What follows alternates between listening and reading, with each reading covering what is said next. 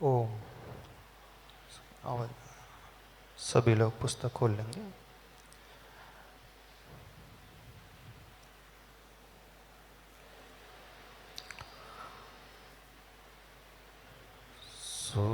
सुश्रद्धा मम ते मते स्मृतिरपि त्वय्यर्चनं चापि ते हस्तावञ्जलये कथाश्रुतिरतः कर्णोक्षिसम्प्रेक्षते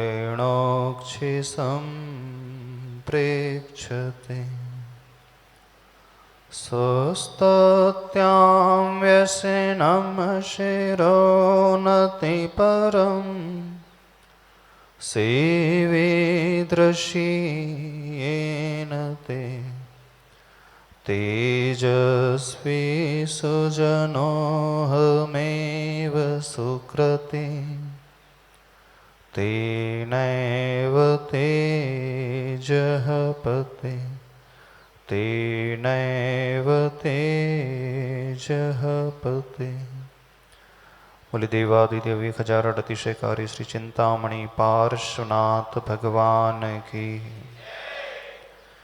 गुरुनाम गुरु आचार्य भगवान श्री ज्ञान सागर जी महाराज की।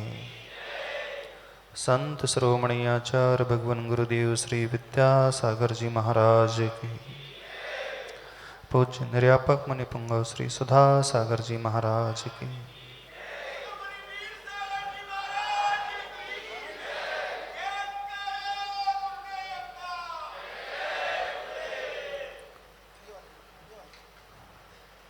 यह मूक माटी महाकाव्य पूज्य आचार्य भगवान गुरुदेव विद्यासागर महाराज जी की महाकृति, महान रचना। विगत 2 दिनों से इस ग्रंथ के, इस काव्य के भावों को समझने की कोशिश हम सभी लोग कर रहे हैं।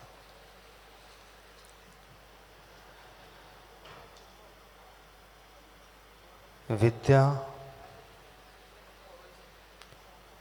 ही एक लक्ष्य होता है, होना चाहिए। हमारी अविद्या दूर होकर के विद्या हमारे भीतर उत्पन्न हो जाए। उसी विद्या की प्राप्ति के लिए यह जो कृति है विद्यासागर जी की कृति। जब हम व्याकरण पढ़ते हैं उस व्याकरण में कुछ विभक्तियां आती हैं, कर्ता, कर्म, करण, संप्रदान, अपादान, संबंध और अधिकरण और एक संबोधन। यह कृति विद्यामय कृति विद्या को लिए हुए ही है, विद्या के द्वारा ही पैदा हुई है, विद्या की प्राप्ति के लिए ही है, विद्या से ही उत्पन्न हुई है, विद्या में ही समाहित हो जाती है, विद्या का ही संबंध इस महाकाव्य से है। यह सारी की सारी कृति जो है विद्यामय कृति है, जो हमारी अविद्या को नष्ट करके हमारे भीतर एक विद्या पैदा करती है। अविद्या अर्थात हमारा मोह, जो मोह से हमें मोक्ष की ओर लेकर के जाती है, उस अंधकार से जो प्रकाश को प्रदान करती है। यह रचना भी उन आचार्य भगवान विद्यासागर जी के द्वारा रचित है। हर संसारी आत्मा का पुरुषार्थ उस अविद्या को पार कर जाने का है, उस मोह को पार कर जाने का है।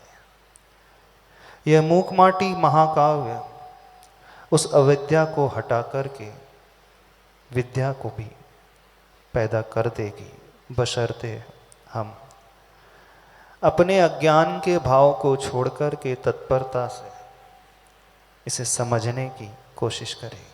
थोड़ा सा समय भी देंगे और थोड़ी सी चेतना को जागृत भी करेंगे, क्योंकि यदि हम अपनी चेतना को सुला दिया तो हो सकता है कुछ शब्द छूट जाएंगे, और शब्द छूट जाएंगे तो फिर अर्थ और अर्थ के पश्चात भाव तक हम नहीं पहुंच पाएंगे। क्योंकि जो काव्य है, महाकाव्य है, वह तो लिखा शब्दों के माध्यम से गया है। कोश में हमें शब्दों के अर्थ मिल जाएंगे, लेकिन जब भावों की बात आती है, कोशकार, डिक्शनरी हमें भाव प्रदान नहीं कर सकते। भावों को समझने के लिए हमें अर्थ से ऊपर की यात्रा करना होगा। तो ऐसे ही भावों को लिए हुए ये महाकृति जो है, महाकाव्य, महाशास्त्र, जिसका नाम मूक माटी है, यदि हम गहराई से थोड़ा सा समय दे लें, अपनी आस्था को बना लें, थोड़ा अपना उपयोग इस ओर लगा लेंगे, तो यह ग्रंथ कठिन नहीं, बहुत सरल प्रतीत होगा। बहुत सारे लोगों की शिकायत रहती है, थोड़ा सा विशल कम कर दो इसको। बहुत सारे लोगों की एक शिकायत रहती है कि जब हम मूक माटी महाकाव्य पढ़ते हैं, चूँकि ये पद्य में लिखा गया है, और आज वर्तमान में इंग्लिश मीडियम के ज़माने में रहने वाले लोग जो हैं, बच्चे जो हैं ना, वो हिंदी से परिचित हैं, और जब काव्य की हिंदी पढ़ी जाएगी तो थोड़े से उसमें शब्दों का जो चुनाव है, चयन है, साहित्यिक शब्द है, तो सामान्य वर्ग उसे आसानी से समझ नहीं पाता है। यदि मूक माटी महाकाव्य को समझना है तो सर्वप्रथम सभी लोगों से कहना है, अपने मन में जो आप पूर्वाग्रह बैठा करके रखे हैं कि ये बहुत कठिन है, हमारे बस की बात नहीं है, हम उसे नहीं समझ पाएंगे, तो इस पूर्वाग्रह को अपने मन से निकाल करके अलग कर देना। थोड़ा सा यदि ध्यान देंगे तो आप स्वयं जज करने लग जाएंगे, अरे इतना सरल अर्थ था, आज तक हमने तो इसे पकड़ने की कोशिश ही नहीं की। क्योंकि जब मन में, हमारे मस्तिष्क में कोई पूर्वाग्रह बैठ जाता है तो उसे दूर करना अच्छे की वश की बात नहीं होती है। जो वहम हम भीतर बैठा लेते, उस वहम को नष्ट करना हर एक के बस की बात नहीं है। तो सभी लोगों से कह रहे हैं, अपने मन में किसी प्रकार का हठाग्रह, पूर्वाग्रह, ये धारणा बिल्कुल नहीं बनाना, थोड़ी विशल कम कर दो इसकी, धारणा बिल्कुल नहीं बनाना कि ये बहुत कठिन ग्रंथ है, ये बहुत आसान ग्रंथ है। और जैसे ही हमारे मन से ये धारणा कठिनता की निकल गई, फिर देखना आप बिल्कुल वैसे ही आगे बढ़ते चले जाएंगे जैसे वो नदी का प्रवाह होता है, बिना रुकावट के नदी अपने मूल स्थान से निकल करके अपने लास्ट डेस्टिनेशन, गंतव्य तक पहुंच जाती है, सागर में मिल जाती है। कल पेज नंबर 1 हो गया था, अब अगला पृष्ठ पेज नंबर 2 जो आचार्य भगवान ने लिखा है, पहले उस पद्य का उच्चारण कर लेते हैं, फिर उसके अर्थ और उसके पश्चात उसके भावों को समझने की कोशिश करते हैं। कल जो वर्णन आया था, उन कुमुदनियों का वर्णन आया था जो रात में तो खिली रहती हैं, लेकिन सूर्योदय होते ही अपनी पंखुड़ियों को बंद कर लेती हैं। इसके पश्चात आगे आचार्य भगवान क्या कह रहे हैं, लो इधर अध खुली कमलिनी, डूबते चांद की चांदनी को भी नहीं देखती आंखें खोल कर। ईर्ष्या पर विजय प्राप्त करना सबके वश की बात नहीं है, और वह भी स्त्री पर्याय में अनहोनी सी घटना। कुछ महिला वर्ग मुस्कुराने लगे हैं। एक बात आ गई है। कौन सी बात आई है? पूज्य गुरुवर ने लिखी है, जब चंद्रमा चला गया, सूर्य आने को है, अब किसकी बारी है? अब कुमुदनी की बारी नहीं है, अब कमलिनी की बारी है। यानी वो कमल का पुष्प भानु यानी सूर्य का उदय होते ही अपनी पंखुड़ियों को अब खोलने लगता है। यदि आपने किसी तालाब को देखा होगा जो कमल खिले रहते हैं, जिसमें खिले हुए कमलों को देखा होगा, तो दिन होते ही वह पूर्ण रूप से खिल जाता है, ऐसे ही अब अध खुली कमलिनी डूबते चांद की चांदनी को भी नहीं देखती हैं आंखें खोलकर।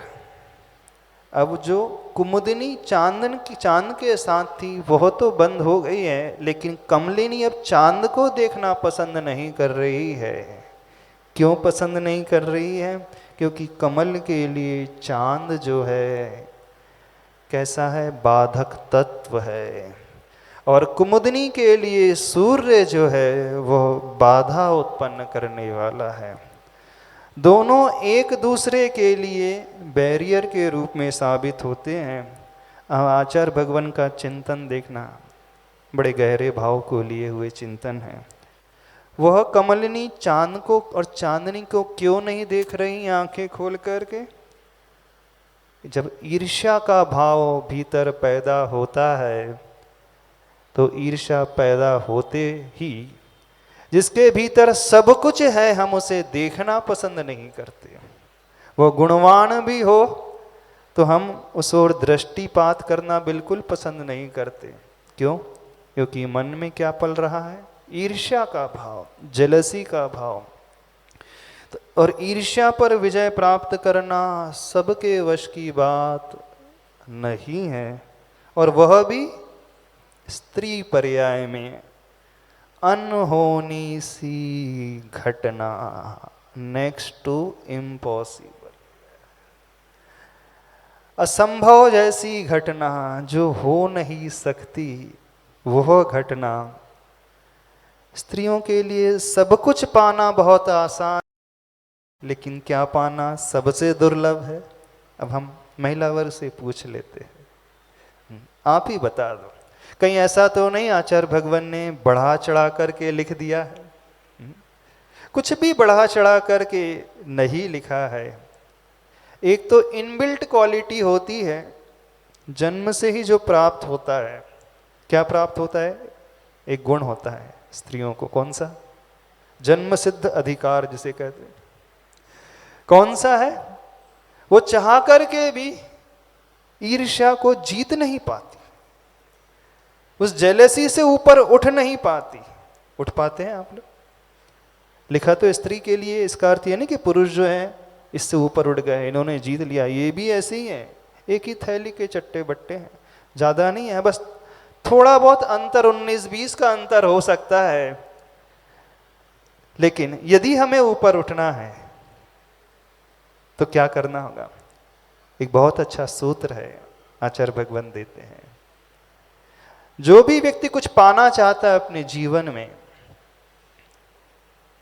वो गुण उसके भीतर तब प्रकट होता है जब वो गुणी को देख करके नतमस्तक हो जाए। जो सामने वाला हमसे अधिक क्वालिटी वाला है, उसके भीतर गुण हैं। वो गुण किसी भी क्षेत्र में हो सकते हैं। वह शरीरगत गुण भी हो सकते हैं, वह बुद्धिगत गुण भी हो सकते हैं, वह आत्मगत गुण भी हो सकते हैं। अब आप बैठे हैं, स्त्री वर्ग बैठे हैं, एक बहुत सुंदर स्त्री आ जाए और बैठ जाए, क्या भाव होंगे उसको देख करके? क्या प्रशंसा के भाव उत्पन्न होंगे कि थोड़ा सा जलन का भाव हो जाए? एक बहुत विद्वान महिला आकर के बैठ जाए, विदुषी है, ज्ञान से भरी हुई है, दुनिया उसे बहुत पसंद करती है, और हमारे भीतर ज्ञान नया हो, वो आकर के सभा में बैठ जाए, उनके ज्ञान को देख करके क्या भाव पैदा होता है? क्या हम उस ज्ञान को अंदर से मानते हैं? समझ रहे हो कि नहीं? यदि गुण हम पाना चाहते हैं तो एक जो सबसे महत्वपूर्ण सूत्र है वह ईर्ष्या को जीतने का सूत्र। क्योंकि जब जब हम ईर्ष्या से भरते हैं तो मेडिकल साइंस कहता है हमारे शरीर में कुछ ऐसे एंजाइम्स का सिक्रीशन होता है जो हमें कुछ भी क्रिएटिविटी नहीं करने देते, कुछ भी नया हम कर ही नहीं सकते, क्योंकि हम सारी ऊर्जा का जो प्रयोग है उससे जलने में लगा रहे हैं, उससे कंपटीशन करने में लगा रहे हैं। जो हम कर सकते थे अपनी ऊर्जा का अपने निर्माण के लिए, वो नहीं कर सकते। और जब हम कर्म सिद्धांत की बात करते हैं, जो व्यक्ति ईर्ष्या करता है वो कहाँ जाता है? वो नीच गोत्र का बंद करता है, क्योंकि पर की निंदा, आत्मा की प्रशंसा, पर के गुणों को सहन नहीं कर पाना, अपने अवगुणों को ढाक करके रखना, ये नीच गोत्र के आश्रव का कारण है।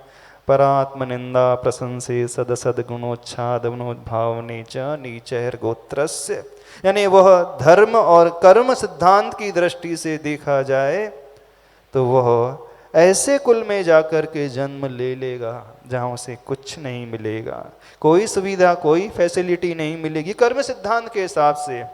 और विज्ञान के हिसाब से हम अपनी ऊर्जा का दुरुपयोग करते हैं, और जब हम और अधिक बेहतर जाकर देखने की कोशिश करें तो जो हमारी क्षमता छिपी हुई है वो क्षमता भी कभी उद्घाटित नहीं हो सकती है।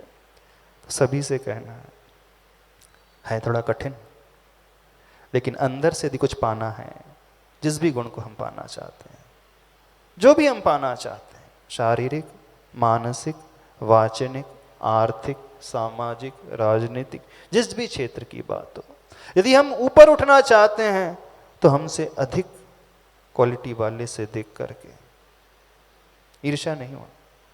अब व्यक्ति कहता है भगवान के पास जाते हैं, गुरु के पास जाते तो हमें उनसे ईर्ष्या नहीं होती। ईर्ष्या उन लोगों से नहीं होती जो बहुत आइडियल होते हैं, ईर्ष्या तो उन्हीं लोगों से होती है जो समकक्ष होते हैं, है ना।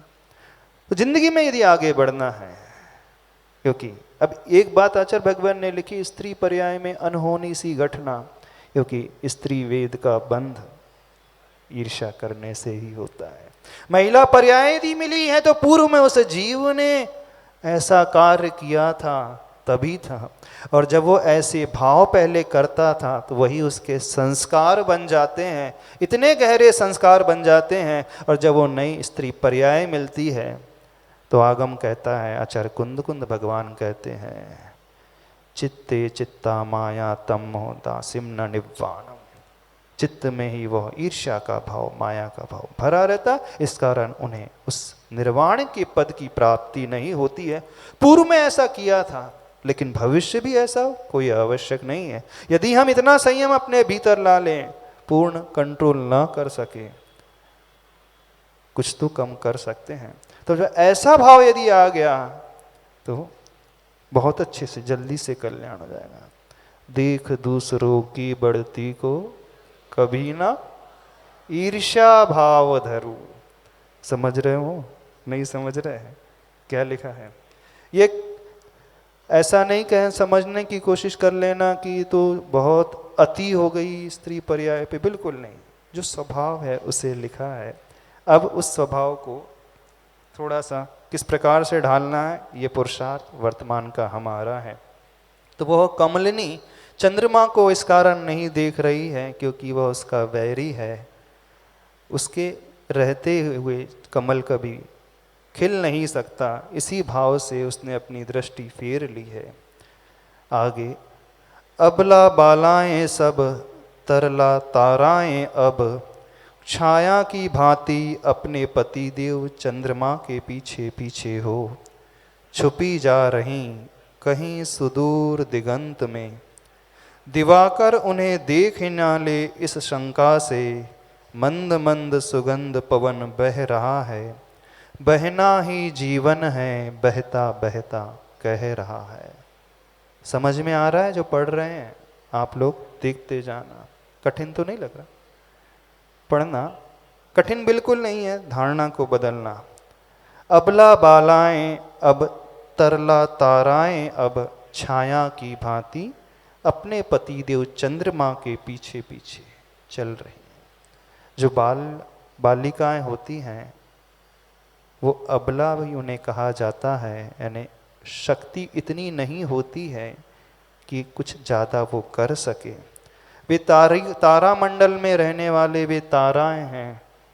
वे तरल रूप से उस छाया की भांति अपने चंद्रमा जो पतिदेव के रूप में है अनुसरण करते जा रही हैं।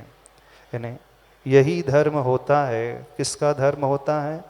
अपने पति के चरणों का अनुसरण करें। धर्म पत्नी का, बशर्ते पति देव उत्तम चारित्र वाला हो तो। हाँ, एकांत से नियम मत बना लेना। हाँ, यदि वो अच्छे आचरण वाला है, गुणी वाला है, तो बिल्कुल अनुसरण करना ही चाहिए। और यदि नहीं है तो फिर इस प्रकार का उदाहरण रखना चाहिए कि वो पत्नी से भी, धर्म पत्नी से भी शिक्षा ग्रहण करें। तो वो तारा मंडल में वो ताराएं सुदूर दिगंत में, बहुत दूर, दिगंत का अर्थ होता है जहाँ दिशाओं का अंत हो जाता है, दिशा जहाँ समाप्त हो जाती हैं। दिवाकर उन्हें देख ना ले इस शंका से। दिवाकर का अर्थ होता है सूर्य, जो दिवाम करोति, दिन को करे। मंद मंद सुगंध बह रहा है। ये प्रकृति का वर्णन आचार्य भगवान कह रहे हैं। बहना ही जीवन है, बहता बहता कर कह रहा है। जीवन कैसा है? बहते रहने का नाम ही जीवन है। परिवर्तन ही जीवन है, रुकने का नाम जीवन नहीं है। और जो रुक जाता है वहीं से सड़ांध पैदा हो जाती है। जब पानी रुक जाता है तो दुर्गंधित हो जाता है, जीव जंतु, बैक्टीरिया, मच्छर उत्पन्न हो जाते हैं। और जब जल बहता रहता है तो वह स्वादिष्ट, मीठा, सुगंधित, शीतल, स्वच्छ बना रहता है। जीवन भी बिल्कुल ऐसा ही है और ऐसा होना ही चाहिए। वो बहते रहना चाहिए, रुक ना जाए। तो क्या जीवन रुकता भी है? हाँ, रुक जाता है। कब रुक जाता है? जब हम अपनी मानसिकता वैसी ही बना लेते हैं तो वो रुक जाता है। बाहर से तो वह परिवर्तनशील है, उम्र बढ़ रही है, लेकिन भावों को यदि हम देखें तो रुक जाता है। कौन से भाव को लेकर के रुकता है? जब किसी प्रकार के अशुभ भाव उत्पन्न होते हैं तो रुक जाता है। किसी से वैर का भाव होता है तो वो रुक जाता है, थम जाता है। कितने वर्षों तक? न जाने कितने वर्षों तक, कोई सीमा नहीं है। और जहां वो रुका, जहां वह थमा, वहीं से और अशुभ कर्म बंध प्रारंभ हो जाते हैं। यदि कुछ हुआ अशुभ हमारे साथ, होकर के वह निकल जाए हमसे, रुक कर के साथ टिका ना रहे, तो कभी नुकसानदायक नहीं होता है। लेकिन जिसे हमारे भीतर रुकना चाहिए उसे तो हम बहा देते हैं, छोड़ देते हैं। और जो छूटना चाहिए उसे पकड़ लेते हैं। जो अच्छी बातें होती हैं उसे हमें पकड़ रखना चाहिए, स्थिर रखना चाहिए, उसे तो हम बहने देते हैं। और जो बुराइयां होती हैं उसे हम पकड़ लेते हैं। अपना कटु स्वभाव है, व्यक्ति पकड़ करके बैठा है, वहां पर वह परिवर्तनशील नहीं बना करके रखा है उसने। और जहां पकड़न हो जाएगी वहीं पर दुर्गंधि उत्पन्न हो जाएगी, वहीं पर सड़ांध उत्पन्न हो जाएगी। तो जीवन कैसा होना चाहिए? बहते हुए जल की भांति, शीतल भी रहेगा, स्वादिष्ट भी रहेगा, आनंददायक और तृप्तिदायक रहेगा। और रुका हुआ जल जो है स्वास्थ्य को नहीं, अस्वास्थ्य को, बीमारी को देता है। तो हमारा जीवन, आपका जीवन कैसा है? अधिकांश लोगों का जीवन रुका हुआ है। कहाँ रुका हुआ? जहाँ नहीं रुकना चाहिए। वे कषायों के, वैर के भाव, अहम के भाव, सबके भीतर कटु अनुभव लेकर के वर्षों से थमे हुए हैं और वो ही हमें दुखी करते हैं। तो आचार्य भगवान जीवन शब्द का, यानी जिंदगी कैसी होना चाहिए, तो बहने का ही नाम, चलने का ही नाम, परिवर्तन का ही नाम जीवन है। वो कह रहा है, लो यह संधि काल है ना, महक उठी सुगंधी है, छोर छोर तक चारों ओर। मेरे लिए इससे बढ़कर श्रेयसी कौन सी हो सकती है संधि वह। ये प्रकृति किस प्रकार की हो रही है, किसके लिए भूमिका बन रही है? उस माटी के लिए भूमिका का पूरा वर्णन किया जा रहा है। संधि काल, संधि काल जानते हो कौन सा होता है? जब रात से प्रातः आती है, दिन से संध्या आती है, शाम का वक्त होता है, अथवा मॉर्निंग से जब दोपहर का वक्त होता है, तो 4 संधि काल होते हैं, है ना? जब सूर्योदय होता है, सूर्य अस्त होता है दिन के दोपहर को 12 बजे, और रात में 3 घंटे बैठ करके, यानी 6 घंटे के पश्चात एक एक संधि काल होती है। और जो संधि काल होता है वही काल कौन सा काल होता है? सुगंधि का काल होता है। महक उठी सुगंधि है छोर छोर तक चारों ओर। कौन सी सुगंधि फैलती है? भगवान की दिव्य ध्वनि का काल भी संधि काल ही होता है। तीर्थंकर प्रभु की दिव्य ध्वनि संधि काल में ही खिरती है। और जब वो दिव्य ध्वनि खिरती है तो कौन सी सुगंधि फैल जाती है? उस ज्ञान की, उपदेश की सुगंधि फैल जाती है जो हमारी आत्मा में बैठी हुई दुर्गंधि को नष्ट कर देता है। संधि काल ध्यान का काल भी माना जाता है, सामायिक का काल भी माना जाता है। यानी जैसे ही संधि हो गई तो उस समय योगी, ऋषि, मुनि, तपस्वी जो है सामायिक में बैठ जाते हैं। मेरे लिए इससे बढ़कर श्रेयसी कौन सी हो सकती है संधि वह। यानी श्रेयसी का अर्थ होता है उत्कृष्ट, सबसे उत्तम कौन सी हो सकती है? न निशाकर है न निशा, न दिवाकर है न दिवा। अभी दिशाएं भी अंधी हैं पर की नासा तक इस गोपनीय वार्ता की गंध जा नहीं सकती। ऐसी स्थिति में उनके मन में कैसे जाग सकती है दुर्भिसंधि वह। प्रातः होने को है, न निशाकर है न निशा। निशा का अर्थ होता है रात्रि, और जो निशा को करे वो निशाकर अर्थात चंद्रमा। न निशाकर यानी न चंद्रमा है न रात्रि है, न दिवाकर है न दिवा है। यानी अभी सूर्य भी आया नहीं है, दिन भी पूरा हुआ नहीं है, रात्रि पूरी गई नहीं है और चंद्रमा भी नहीं है। न चंद्रमा है न सूर्य है न दिन है न रात है। जो बीच का फेज होता है वह संधि काल होता है। अभी दिशाएं भी अंधी हैं, यानी हम यह ज्ञात नहीं कर पा रहे हैं कौन सी दिशा पूर्व है कौन सी उत्तर है। पर की नासा तक इस गोपनीय वार्ता की गंध जा नहीं सकती। यानी एक गोपनीय वार्ता, एक रहस्यमय वार्तालाप चल रहा है। किसका वार्तालाप चल रहा है? आगे खुलेगा। माटी का वार्तालाप अपनी धरती माँ से चल रहा है। जो वो वार्तालाप चल रहा है किसी अन्य व्यक्ति तक इस बात की एक अंश मात्र भी सुगंधी जा नहीं सकती। ऐसी स्थिति में उनके मन में कैसे जाग सकती है दुर्भी संधि वो। यानी इस काल में किसी के मन में भी दुर्भाव पैदा नहीं होते। जब ब्रह्म मुहूर्त का काल होता है, प्रातः काल, पापी से पापी व्यक्ति भी जो है उस समय काल का इस प्रकार का प्रभाव होता है कि उसके भीतर अच्छे विचार उत्पन्न होने लगते हैं। ब्रह्म मुहूर्त में उठते ही जब व्यक्ति पंच परमेष्टि का नाम स्मरण करता है, कुछ ध्यान करता है, कुछ पाठ करता है, कुछ उच्चारण करता है, चारों ही तरफ पूरी दुनिया में देखें सभी लोग अपने अपने आराध्य की पूजा प्रारंभ कर देते हैं। व्यसनी लोग भी उस काल में सो जाते हैं। उस समय ब्रह्म मुहूर्त में पाप भी नहीं होता, सब कुछ समाप्त हो जाता है। और वह काल एक ऐसा काल है ने चाह करके भी वहाँ पर दुर्ध्यान नहीं होता, दुर्भाव उत्पन्न नहीं होते। यानी वो बहुत सहजता से सबके लिए एक उत्तम निमित्त बन करके आ जाता है जहाँ दुर्भी संधि उत्पन्न नहीं होती है। यानी थोड़ा सा भी व्यक्ति पुरुषार्थ करे तो बहुत अच्छे से वो ध्यान कर सकता है, बहुत अच्छे से वह अध्ययन कर सकता है, जो भी चाहे, क्योंकि वह एकदम फ्रेशनेस बनी रहती है। वह इतना प्रोडक्टिव टाइम पीरियड होता है, उसका यदि हमने उपयोग करना सीख लिया। कहा जाता है प्रातः काल ब्रह्म मुहूर्त के 2 घंटे और दिन भर के 4 घंटे का जो नेट प्रोडक्टिव रिजल्ट होता है लगभग बराबर होता है। यानी जितना हमें प्राप्त करना है प्रातः काल के 2 घंटे में, जो बच्चे मॉर्निंग में उठ करके पढ़ लेते हैं, जितना वो लर्न कर लेंगे, याद कर लेंगे, और दिन में अथवा रात्रि में पढ़ेंगे तो उतना ही कैपेसिटी होती ही नहीं है।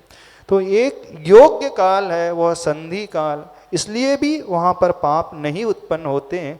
उस समय समस्त योगी आदि भी ध्यान में बैठ जाते हैं और उनकी वर्गणाएं भी चारों तरफ शुद्ध वर्गणाएं फैलती चली जाती हैं, वो सबके लिए सहयोगी साबित हो जाती हैं। तो ऐसे संधि काल में जहाँ दुर्भी संधि की वो बात उत्पन्न हो ही नहीं सकती है। और इधर सरिता सामने जो सरपट सरक रही है, अपार सागर की ओर, सुन नहीं सकती इस वार्ता को, कारण पथ पर चलता है। सतपथ पाथिक वह मुड़कर नहीं देखता, तन से भी मन से भी। क्या? और इधर सरिता यानी वह नदी सामने जो सरपट सरक रही है, सरकने का अर्थ बहना, किस ओर जा रही है? अपने लक्ष्य की ओर। सरिता का लक्ष्य कौन सा होता है? सागर को पाना, सागर तक पहुंच पाना और सागर में हो जाना, सागर में ही मिल जाना, अपने आप को खो देना और स्वयं सागर बन जाना। यानी सरिता अपने आप को खोती नहीं, बल्कि एक रूपांतरण कैसा हो जाता है? वह सागर रूप हो जाती है। यानी जो अपने गंतव्य तक बहती रही है, अपार सागर की ओर, सुन नहीं सकती इस वार्ता को, कारण पथ पर चलता है सतपथ पथिक पाथिक वह मुड़कर नहीं देखता। जो अपने रास्ते पर, पथ का अर्थ है रास्ता, जो रास्ते पर चल रहा है, सतपथ पथिक यानी ऐसा जिसका आचरण समीचीन है, ऐसा पथिक यानी राह पर चलने वाला राही, मुड़कर नहीं देखता, तन से भी और मन से भी। जो ठान लेता है वह कभी हारता नहीं, जो सोच लिया वह पूरा करके ही रहता है। वह हिम्मत नहीं हारेगा, ना पीछे मुड़ मुड़ करके देखेगा अब मेरा डिसीजन सही है भी कि नहीं है। जैसे आचार्य भगवान गुरुदेव विद्यासागर जी महाराज, जो ठान लिया सो कर लिया, नेमावर से विहार किया तो पूर्णायु जबलपुर पहुंच ही गए। ऐसे सतपथिक पथिक की भांति जो ठाना, दुनिया वाले घबरा गए, कैसे पहुंचेंगे, कहीं रुकना ना पड़े। तो ये सतपथिक का दृष्टांत है कि जो मन से भी नहीं पलट करके देखते हैं, तो तन से पलटने की बात ही क्या है।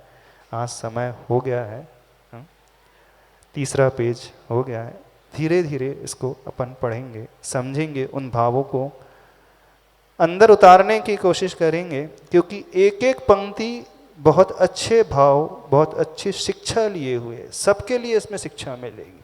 छोटे से लेकर बड़े तक, स्त्री से लेकर पुरुष तक, तन से लेकर मन तक, मन को भी मजबूत बनाने की शिक्षा मिलेगी। आज इतना ही कहना पर्याप्त समझते हैं। बोलिए आचार्य परमेष्टि गुरुदेव विद्यासागर जी महाराज की।